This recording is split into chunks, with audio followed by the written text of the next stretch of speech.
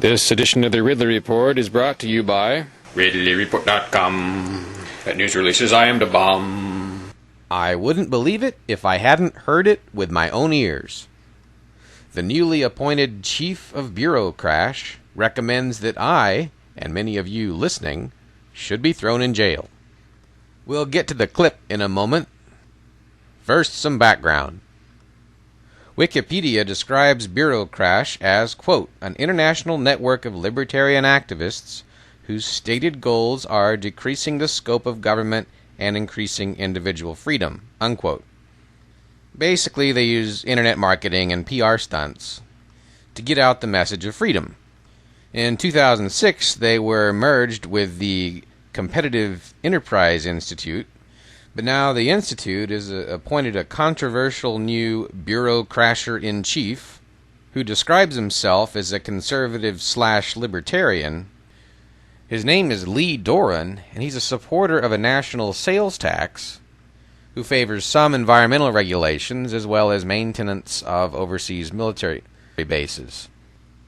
But what really shocked me was what he said on libertarian talk show Free Talk Live. This was a June 4th exchange between FTL host Ian Freeman and Doren. Well, you have every right not to support the current laws. You have every right to encourage people to do exactly what you do. Okay.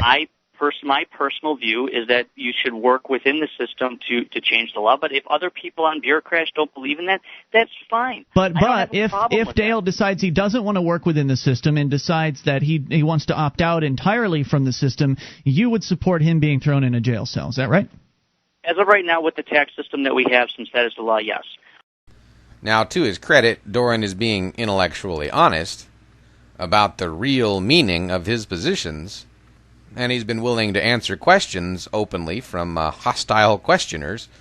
But you got to ask yourself if something strange is happening here. First, the Libertarian Party is taken over by people who are really not libertarians, and now an organization that is actually effective is taken over by people who are not really libertarians. People who are in fact advocates of violence against the harmless. Not sure exactly what's going on, but it does make me think a little bit about the movie Braveheart, where the English nobles and the English king would try to buy off the most effective opponents of British rule, sort of absorbing them rather than fighting them directly. So the Libertarian Party has sort of been absorbed, and maybe now Bureaucrash too. This is the problem I see with organizations, especially larger organizations. If something's wrong, something's too big, and maybe Bureaucrash just got too big. But like a gallon of water, you may be able to disperse it, but you cannot crush it. Now the Bureaucrash planet will probably divide into 100 asteroids, and that's not necessarily a bad thing. But large organizations beware, and individuals take heart. The future of freedom may rest more with one-man PR armies. This is Dave Ridley signing off for RidleyReport.com this June 11, 2009. And welcoming a response from Doren. If he wants to give me a shout, I will print whatever he has to say. Whoa, whoa, whoa. Is this what happens to you when you try to write or distribute a news release? Then I beg you, end the suffering.